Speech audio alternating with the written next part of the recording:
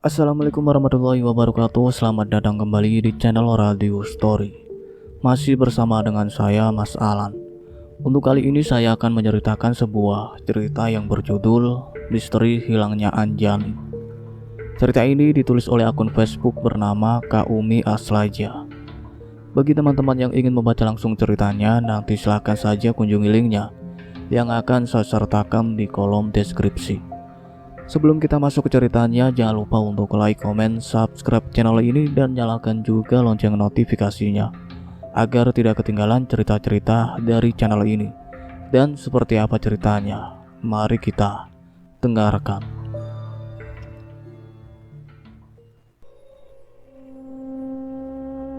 Malam itu Anjani bergegas membereskan pekerjaan kantornya. Ia sangat bersemangat karena sudah ditunggu oleh pacarnya Dito di sebuah kafe. Dito sengaja tidak menjemputnya di kantor, tapi menunggu di kafe untuk membuat kejutan. Setelah selesai prepare, Anjani gegas tancap gas ke alamat yang diberikan oleh Dito melalui pesan WA dengan motor matic miliknya. Tak lama Anjani pun sampai tempat yang sebenarnya sudah beberapa kali ia dan Dito ke sana.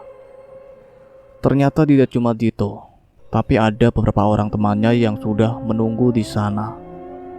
Anjani merasa senang campur malu. Ulang tahun yang ke-25 ini sungguh sangat mengesankan. Dari selentingan yang ia dengar, Dito akan melamarnya malam ini. Itulah yang membuat Anjani merasa deg-degan sepanjang perjalanan.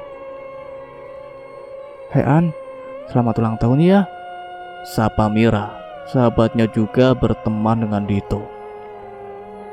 "Ih, gila ya kalian, sudah ngumpul saja di sini," seru Anjani. Tidak dapat menahan diri segera memeluk Mira yang akhir-akhir ini jarang bisa kumpul bareng karena kesibukan pekerjaan. Tampak Dito yang duduk di antara temannya, tersenyum manis dan melambaikan tangan padanya. "Sini sayang," seru Dito yang enggan beranjak dari duduknya. Cie. Beberapa temannya cowok dan cewek segera riuh. "Apaan sih kalian?" sungut Anjani jadi keki. Dito akhirnya ngalah, dia yang segera bangkit dari duduknya.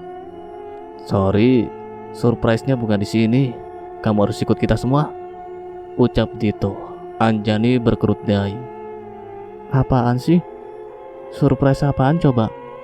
ujar Anjani dipenuhi perasaan ingin tahu yang besar. Dito hanya tersenyum dan memeluknya.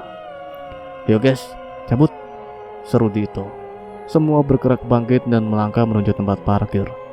Anjani hanya bisa menurut saja. Tangannya setengah ditarik oleh Mira, sahabatnya. Anjani melirik pada Dito yang hanya tersenyum. Lalu timbul pikiran curiga melihat gelagat semua ini. Anjani diajak masuk ke dalam mobil oleh Mira. Dua orang lelaki duduk di belakang. Dito dan satu temannya duduk di depan. Dua lainnya membawa motor Anjani mengikuti di belakang mobil. Dengan perasaan deg-degan, Anjani hanya bisa diam. Entah mau dibawa kemana dirinya. "Mir, sebenarnya kita mau kemana sih? Kok nggak nyampe-nyampe dari tadi?" tanya Anjani merasa curiga. "Udah, jangan khawatir. Kamu tidak sedang kami culik kok," ujar Mira sambil tertawa kecil. "Mir, serius ah? Ini mau kemana? Kok arahnya ke gunung sih?" "Iya, kita ke gunung sayang," ujar Dito dari arah depan. "Hah? Ke gunung? Apaan sih? Pakaianku begini?" seru Anjani merasa tidak menyangka. Beberapa waktu yang lalu, Anjani sempat bilang ingin sekali naik gunung karena Dito adalah seorang pendaki yang aktif. Sering juga pergi bersama Mira dan yang lainnya. Mendengar keseruan Mira yang naik beberapa gunung bareng Dito membuat Anjani merasa penasaran. Karena itu saat ulang tahun dirinya, Dito dan teman-temannya membuat jadwal naik gunung untuk surprise pada Anjani. "Kamu jangan khawatir, baju untuk naik gunung sudah kita siapkan, juga perlengkapan lainnya," ujar Mira sambil tersenyum. Anjani melirik Mira yang terlihat antusias. "Kita sengaja ingin ngajak kamu sebagai hadiah ulang tahun. Dan nanti akan ada beberapa orang senior yang akan menyertai pendakian kita. Mereka sudah menunggu di base camp, kata Dito pula. Anjani menarik nafas dalam, merasa penasaran dengan perjalanan naik gunung untuk yang pertama kali dalam hidupnya bersama orang yang sangat ia cintai.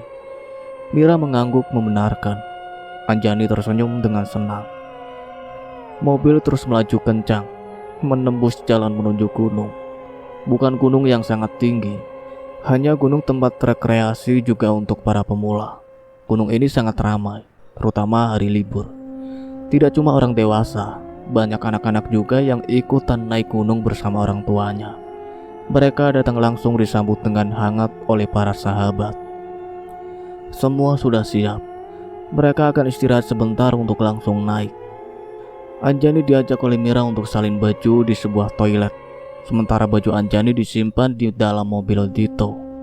Semua sudah siap, tinggal menunggu Anjani sebagai orang istimewa malam itu. Anjani tampak malu ketika diperkenalkan pada teman-teman Dito juga para senior. Beberapa petugas penjaga basecamp juga ikut diperkenalkan oleh Dito. Sungguh sangat surprise yang tidak terkira. Anjani merasa sangat bahagia mendapatkan perlakuan istimewa malam itu. Semua tahu jika malam ini Anjani ulang tahun. Mereka segera berjalan menuju puncak berombongan dan berharap pagi hari sudah berada di puncak gunung. Mira dan dua orang perempuan lainnya selalu mengiringi Anjani yang belum terbiasa naik gunung. Jumlah mereka saat ini adalah 15 orang. Tampak seperti kunang-kunang di tengah gelapnya malam. Meskipun seharian lelah bekerja, namun Anjani tampak sangat antusias melihat mereka yang gagah dengan keril di punggung. Anjani yang melenggang tanpa membawa apapun merasa tidak enak hati. Namun Mira yang juga membawa ransel besar di punggungnya mengatakan jika Anjani tidak usah merasa tidak enak hati, karena malam ini adalah surprise untuk dirinya. Perjalanan hening tanpa suara. Sesekali terdengar kode dari depan rombongan yang entah apa Anjani tidak tahu. Sampai di sebuah pos, mereka berhenti sejenak, tidak ada yang bercanda, semua tampak serius. Perjalanan kembali dilakukan setelah menanyakan kesanggupan dari Anjani. Entahlah, untuk malam itu Anjani tidak merasa capek. Hatinya selalu berdebar dan berbunga-bunga. Di pos selanjutnya, Dito berada di depan Anjani. Rupanya medan jalan lumayan terjal. Jadi Dito segera pasang badan untuk Anjani jika memerlukan pertolongan meskipun sekedar menarik tangan Anjani. Seperti seorang ratu, perasaan Anjani malam itu. Perjalanan entah berapa lama mereka sampai lagi di sebuah pos. Namun kali ini banyak pendaki yang mendirikan tenda di tempat tersebut.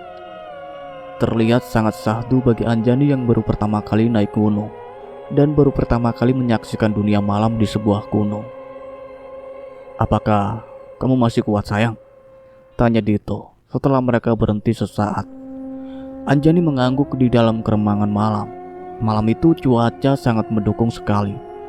Meskipun tidak ada bulan, namun tampak ribuan bintang menghiasi wajah malam. Hingga jika kita berjalan di tempat yang lapang tanpa penerangan, akan terlihat remang-remang. Mereka kembali melanjutkan perjalanan menuju puncak setelah berpamitan dengan para pendaki yang bermalam di tempat itu. Semua ngucapin selamat dan mendoakan mereka agar sampai puncak sebelum pagi. Di pos selanjutnya, yang entah pos berapa, tiba-tiba Anjani merasa kebelet ingin pipis. Ternyata tidak cuma Anjani, beberapa orang pria juga ingin pipis. Ada kawasan terlarang untuk mereka buang hajat sembarangan. Ada juga tempat yang sudah tersedia agar mereka tertib juga demi keselamatan mereka juga. "Yuk, gue antar, kebetulan gue juga pengen pipis," ujar Mira yang kemudian disambut oleh Anjani. Keduanya segera melangkah menjauhi tempat tersebut.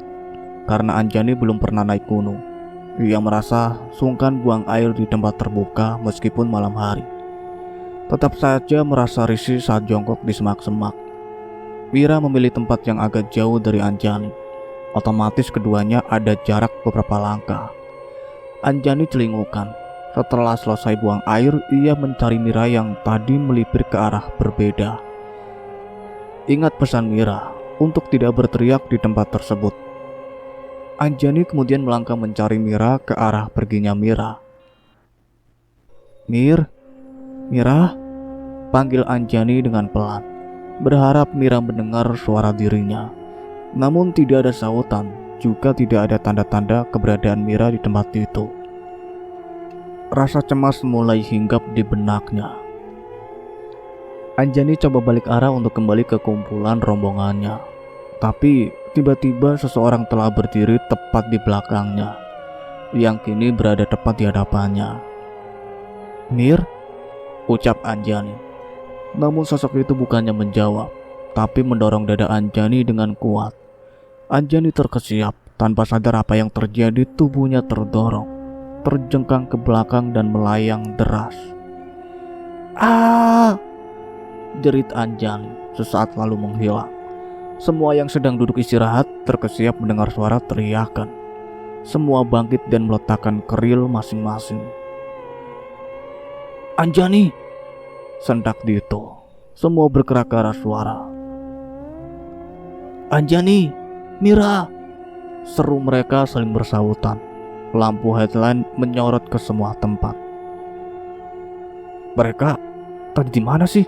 Kau buang air saja jauh sekali," tanya salah seorang, entah bertanya pada siapa.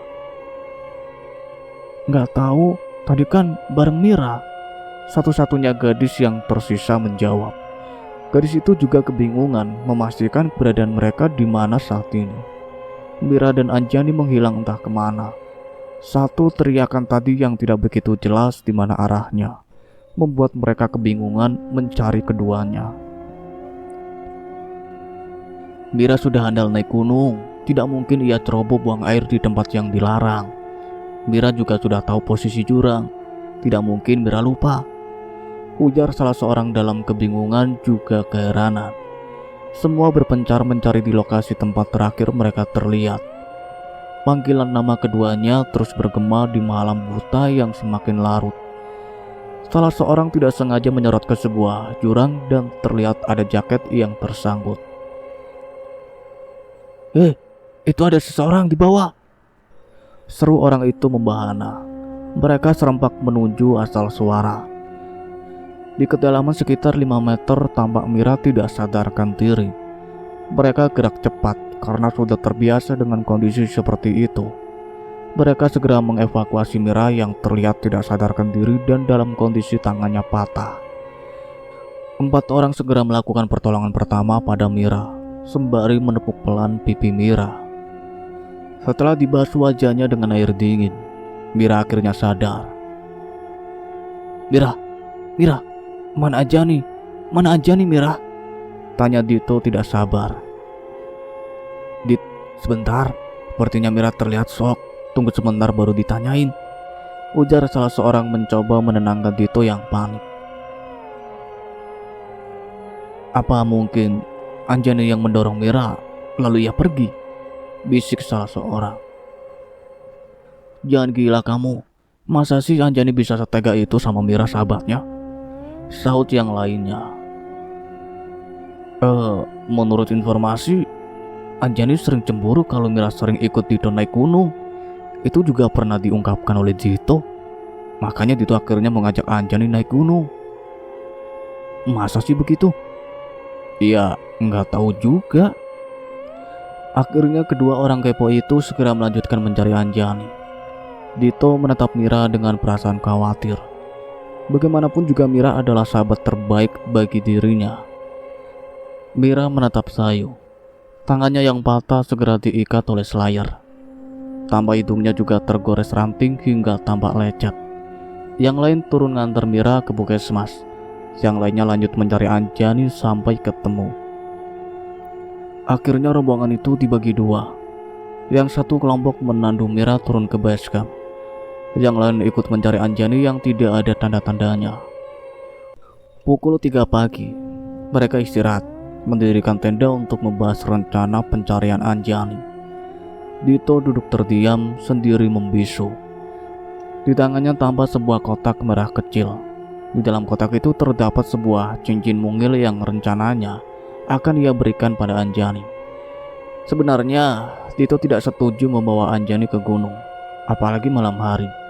Karena Anjani tidak pernah naik gunung, tidak seperti Mira yang sudah sering turun naik gunung. Namun masih ada keraguan dalam hati Dito yang terdengar berteriak itu suara Anjani atau Mira. Tapi kenapa justru Mira yang mereka temukan dalam keadaan terluka? Kemana Anjani? Setelah membuat minuman untuk sekedar menghangatkan tubuh, mereka segera kembali bergerak untuk mencari. Beberapa pendaki yang baru nyampe juga ikut mencari. Mereka lebih mementingkan membantu mencari Anjani daripada lanjut ke puncak. Anjani seperti menghilang di telan bumi. Setelah Mira tenang, ia mengatakan jika Anjani yang mendorongnya masuk ke jurang. Setelah itu, ia tidak tahu kemana perginya Anjani. Mendengar itu, pencarian dihentikan. Mereka fokus menuju puncak, berharap bisa menemukan Anjani di puncak. Meskipun itu tidak mungkin bagi seorang Anjani yang terlihat peminim juga lemah. Anjani tidak mungkin naik ke puncak sendiri tanpa sepengetahuan siapapun. Bisa saja Anjani melarikan diri lewat jalur ilegal, ujar salah satu yang bisa masuk akal. Karena dari pos tersebut ada jalur lain yang tidak diperbolehkan untuk dilalui oleh para pendaki. Karena jalan itu sangat terjal juga sudah sangat rimbun. Beberapa orang berinisiatif untuk memeriksa jalur tersebut. Meskipun sangat tidak masuk akal, namun apa salahnya jika memeriksa? Hari semakin terang. Pihak basecamp juga sudah ada yang naik untuk ikut pencarian. Kelompok menjadi terpecah belah. Sebagian juga fokus pada Mira yang sedang ditangani di sebuah puskesmas terdekat. Namun, Mira meminta diantar ke kota dan dirawat di rumah sakit. Dito merasa serba salah. Di satu pihak, ia harus mengantarkan Mira. Di sisi lain, ia masih khawatir dengan keadaan Anjani. Pencarian berpencar ke beberapa tempat yang dicurigai sebagai tempat pelarian Anjani. Banyak yang percaya, namun juga tidak sedikit yang meragukan ucapan Mira. Mungkinkah Anjani sejahat itu? Lalu, kemana Anjani saat ini? Anjani yang terakhir ingat ia didorong seseorang yang ia yakini itu adalah Mira. Setelah itu, ia tidak ingat apa-apa lagi dan saat ini tersadar dan berada di sebuah ruangan yang terbuat dari anyaman bambu. Semua dinding, lantai, sampai plafon tempat itu terbuat dari anyaman bambu. Pintunya tanpa daun pintu dan hanya dihalangi oleh selembar gorden warna merah marun. Anjani melirik menggunakan ekor matanya untuk melihat sekeliling. Tidak ada sesuatu dalam ruangan yang diduga adalah kamar tersebut. Anjani meyakini jika saat ini dirinya sedang berada di salah satu rumah warga. Tiba-tiba terdengar suara langkah kaki berderak mendekati arah pintu. Anjani tetap membuka matanya untuk mengetahui siapakah yang datang. Seorang wanita tua yang rambutnya sudah memutih semuanya, menatap Anjani yang juga menatapnya. "Oh, rupanya kau sudah sadar, cucuku. Syukurlah," ucapnya dengan senang. "Iya, terima kasih atas pertolongannya, Nek. Kalau saya boleh tahu, sekarang saya berada di mana ya, Nek?" tanya Anjani dengan pelan. "Sudah, sebaiknya kamu istirahat saja dulu. Jangan banyak tanya. Nanti kalau sudah sembuh, baru boleh tanya," kata si nenek sambil merabai kening Anjani. Anjani diam saja, merasakan dinginnya telapak tangan si nenek. "Demamnya sudah turun, kesembuhan akan lebih cepat," gumamnya dengan pelan. Anjani diam saja saat si nenek membetulkan posisi kain jarik yang menjadi selimutnya. Melihat penampilan si nenek, Anjani teringat dengan tokoh para pendekar wanita pada zaman dahulu. Entahlah, nenek itu berpenampilan demikian mungkin memang ciri khasnya. Berbaju biru muda berbahan satin, dengan rendah terbuat dari benang emas di bagian tangannya juga dadanya. Menggunakan ikat pinggang dari kain warna kuning dengan bawahan celana dengan bahan yang sama dengan atasannya. "Sebentar, aku sedang membuat bubur untukmu.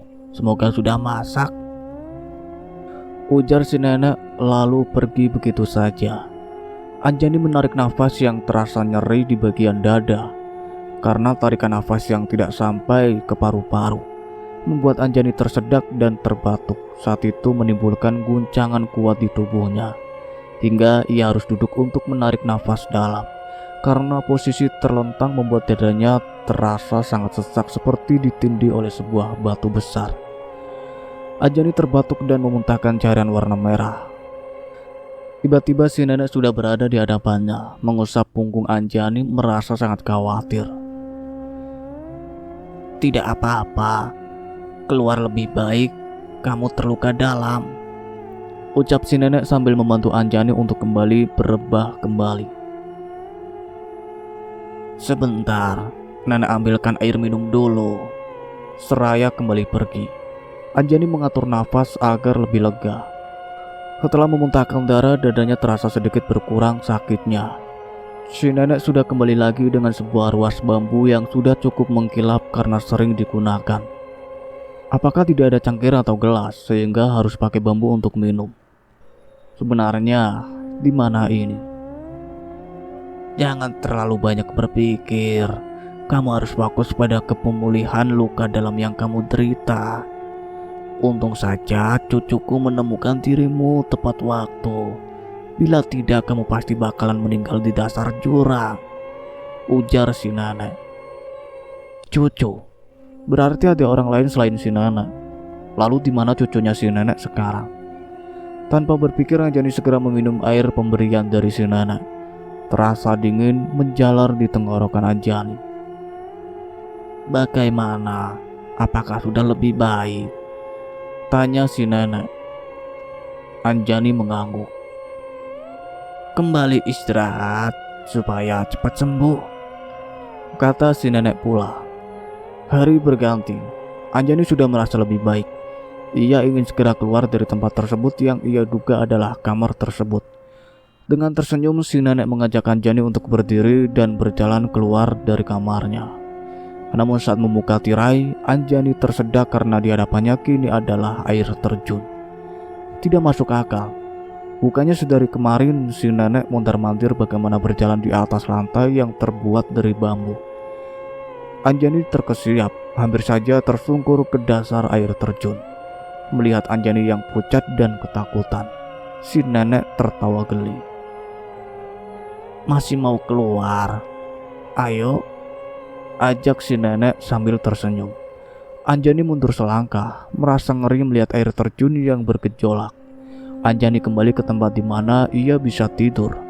Duduk di tepi tempat tidur dengan pikiran menerawang jauh. Orang gila mana yang membuat kamar dari bambu di atas air terjun? Atau si nenek ternyata bukan manusia? Anjani merasa ngeri membayangkan jika itu benar adanya. Tiba-tiba si nenek masuk dan menatap Anjani lurus. "Untuk apa kau ingin kembali pada manusia yang berhati busuk yang tega membuat dirimu celaka?" ucap si nenek kali ini bernada tegas. Anjani menatap dengan hati ciut. "Tidak semua manusia jahat, Nek. Masih banyak yang baik," ucap Anjani dengan suara bergetar. "Tidak, aku tidak akan izinkan kamu kembali ke alammu. Kamu akan tetap di sini menjadi istri dari cucuku." Anjani melotot. Apa pula si nenek ini? "Maaf, Nek. Aku sudah punya calon suami." "Hanya calon kan, bukan suami," ujar si nenek. Anjani terdiam. Seperti apa rupa cucu si nenek, Anjani tidak pernah tahu. "Kau tahu, udah lama sekali aku mendambakan calon istri buat cucuku. Sungguh sangat kasihan dirinya selalu kesepian." "Bukannya ada nenek?" saut Anjani. Si nenek menatap wajah Anjani tidak suka karena selalu dibantah setiap ucapannya. "Hanya ada 2 pilihan untukmu." "Maksud nenek?" "Kamu punya 2 pilihan." Anjani terdiam, namun merasa penasaran. "Boleh saya tahu?" "Pilihan pertama, kau menikah dengan cucuku, maka semua akan aman dan baik-baik saja," ucapnya serius.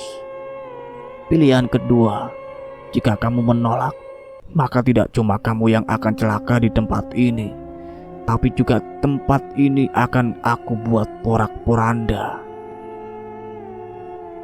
Maksud nenek? Anjani merasa terkejut. Kau pilih saja, mau atau tidak. Bentaknya mulai garang. Anjani terdiam. Boleh aku bertemu dengan cucumu dulu, Nek? Si nenek yang terdiam. Tentu saja, boleh, ucapnya kemudian. Ikut aku, ujarnya seraya bangkit dari duduknya. Anjani segera mengikuti. Ajaib, di balik korden kini tampak ruang lain yang lebih luas. Bukannya tadi air terjun ya? Anjani tidak ingin memikirkan semua itu. Dia berjalan mengikuti langkah si nenek, terus melangkah keluar rumah yang ternyata berada di atas bukit. Sedangkan air terjun berada tepat di bawah rumah tersebut. Jika salah pijak auto pindah alam. Anjani menatap sekeliling, jantungnya berdebar kencang ketika merasakan kegamangan. Juga penasaran dengan cucunya, si nenek yang dijodohkan pada dirinya. Jamar, teriak si nenek menggema, suaranya memantul seperti irama yang menggema. Tiba-tiba, angin bertiup kencang, merontokkan dedaunan. Tidak cuma yang menguning, bahkan daun yang masih muda ikut rontok. Dahan pohon di sekeliling air terjun terdengar berderak dan sebagian patah. Kabut tipis turun dengan cepat dari arah puncak gunung. Anjani menyipit, menatap ngeri, membayangkan sosok yang akan segera hadir di hadapannya. Dan benar saja, sesuatu yang mengerikan akhirnya muncul di depan matanya. Sesosok makhluk tinggi besar dengan seluruh tubuh bertutup bulu tebal berwarna abu-abu. Sosok dengan wajah seperti King Kong dan memiliki bola mata besar menyala merah. Pasang telinga panjang ke atas, serta taring panjang di antara daratan giginya yang runcing. Si nenek tersenyum tipis. Anjani menatap dengan wajah pucat pasi. Inikah makhluk yang dijodohkan si nenek padanya? Makhluk dengan ukuran raksasa, bahkan tingginya air terjun hanya sebatas dadanya. Ini cucuku. Bagaimana? Tampan kan dia? Ucap si nenek sambil melirik kepada Anjani dengan senyuman. Anjani tidak menjawab, tapi jatuh pingsan. Saat terbangun entah berapa lama ia tidak sadarkan diri. Anjani kembali membuka matanya dan kembali berada di tempat tidur semula. Namun kali ini Anjani terperangah melihat seorang pemuda tampan tengah duduk menatapnya. Kamu siapa? Sedang apa di sini? Seru Anjani segera duduk. Ranjang kayu berderak karena kereflekan Anjani yang bangun dengan tergesa. Maaf, saya hanya disuruh oleh nenek untuk menjagamu. Ucap pemuda itu gugup dan tampak serba salah. Ia segera bangkit dan menjauh. Ingatan Anjani dipaksa untuk kembali pada masa sebelum ia pingsan tadi. Kau mana nenek? Tanya Anjani ketakutan. Pemuda itu juga merasa ketakutan melihat Anjani yang ketakutan melihat dirinya. Nenek sedang pergi. Aku disuruh nenek untuk menjagamu supaya tidak pergi dari sini, katanya gugup tanpa berani menatap wajah Anjani. Melihat sikap polos pemuda itu, Anjani tersenyum. Oh gitu, baiklah, aku akan pergi setelah nenek kembali, kata Anjani dengan pelan. Pemuda itu mengangguk. Tapi aku sangat lapar. Apakah kamu ada makanan? Kata Anjani sembari menatap lurus wajah pemuda itu. Sebentar, aku cari di dapur, ujarnya segera beranjak pergi. Anjani tersenyum, terlupa dengan sosok makhluk yang mengerikan tadi yang membuat dirinya tidak sadarkan diri. Karena penasaran dengan pemuda itu, Anjani segera bangkit dan mencari pemuda tadi. Rumah itu ternyata memiliki beberapa ruangan. Namun di setiap ruangan tidak ada benda apapun selain tempat tidur di kamar yang ia tempati. Anjani tersentak saat tiba pemuda itu muncul di belakangnya. Di tangannya tampak seekor biawak yang sangat besar. Wah! Anjani menjerit merasa kaget. Seketika pemuda itu melepaskan biawak di tangannya yang segera lari panik di dalam ruangan. Anjani juga panik, menjerit sambil berdiri menghindari biawak yang ingin keluar. Pemuda itu menatap ketakutan melihat Anjani yang panik. Segera ia menarik ekor biawak dan melemparkan keluar. "Apa itu tadi?" tanya Anjani. Pemuda itu menatap bingung. Makan," jawabnya bingung. "Ih, ogah, gak mau," kata Anjani. Pemuda itu garuk-garuk kepalanya yang berambut gondrong melewati bau. "Tadi kamu bilang lapar," kata pemuda itu. "Iya, tapi tidak biawak hidup juga kali ku makan," kata Anjani yang merasa gemas sendiri. "Ikan?" ujar pemuda itu spontan. "Nah, iya, ikan." Pemuda itu tersenyum, dan ternyata sangat manis membuat Anjani melongo. Itu saja lewat. Pemuda itu segera pergi. Anjani segera berlari mengikuti kemana perginya pemuda itu.